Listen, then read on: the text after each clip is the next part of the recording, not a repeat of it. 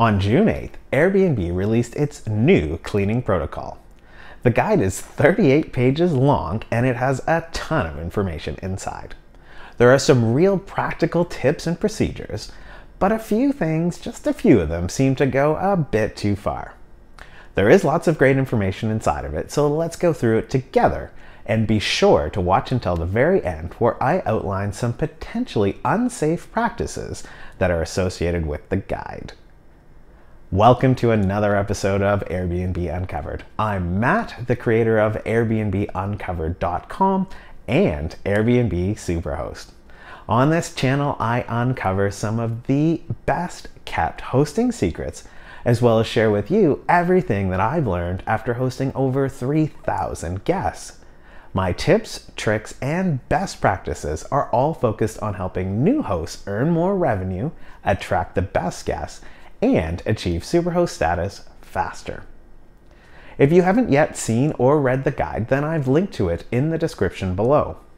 Be sure to review it and ideally do so before you watch this video so that what I'm about to talk about makes a lot more sense. The guide starts with what I think is the most important point: protecting yourself. You should always wear a mask, gloves, and even an apron or a gown when cleaning. I mean, if you get infected with coronavirus, it's going to put you out of business for at least 14 days and leave you sick as a dog and could actually kill you. So in my mind, no reservation is worth any of that. It also makes a very clear distinction between cleaning and sanitizing. Airbnb is telling hosts to first clean away dirt and grime on everything with regular cleaners and then go back and sanitize these surfaces. This is bang on in my opinion, but it does miss one critical step.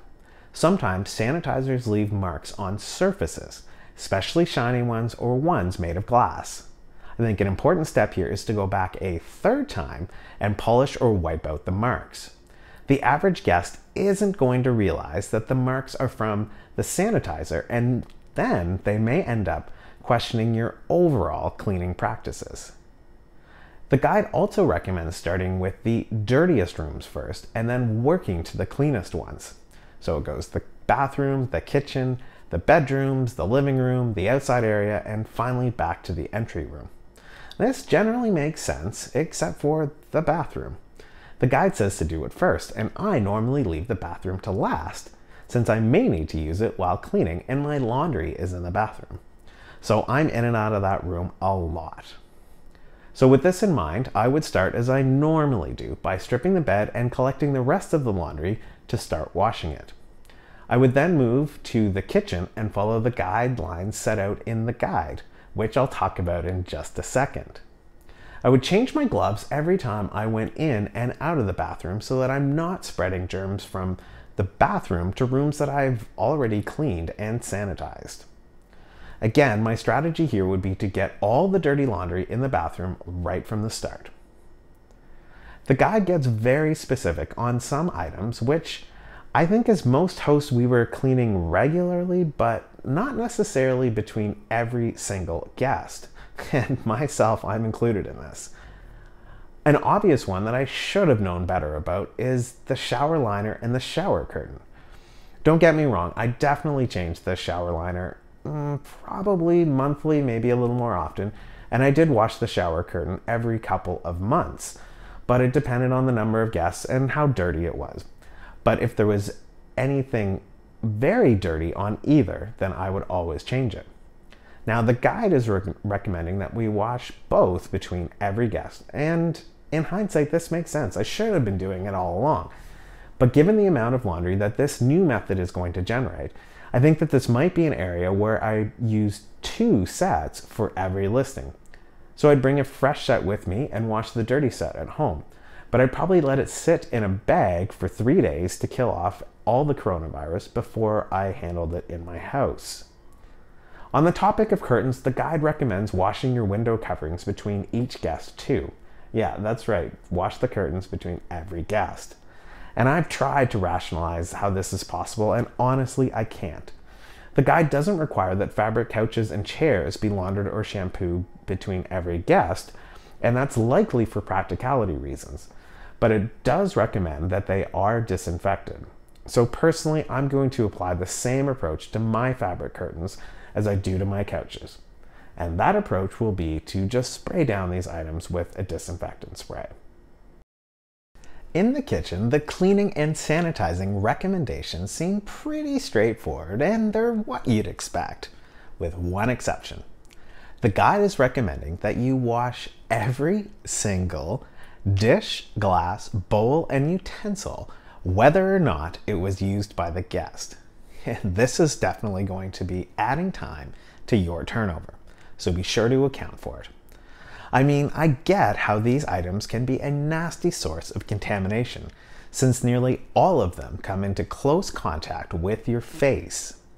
If your listings have a large number of these items, then it's probably a good idea to reduce the number right away.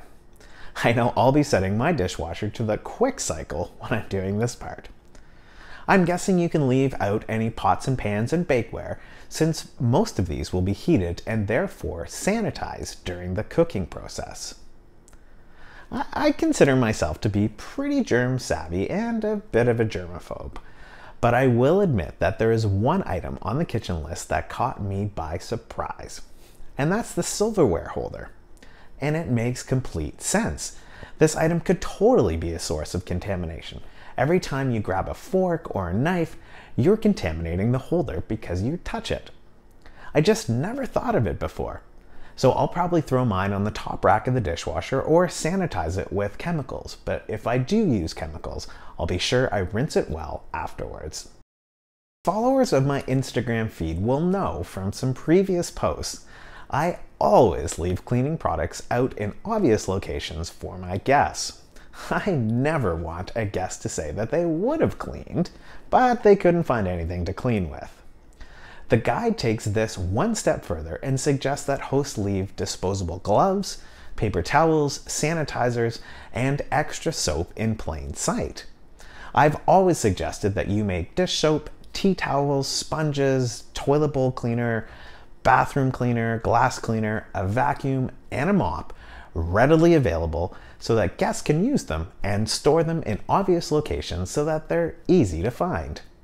And I will, as suggested, add to this disposable gloves and sanitizers out in the open for my guests, since the rest is already in logical positions. As I mentioned at the top of this video, I would share with you some safety concerns that I found after studying the guide.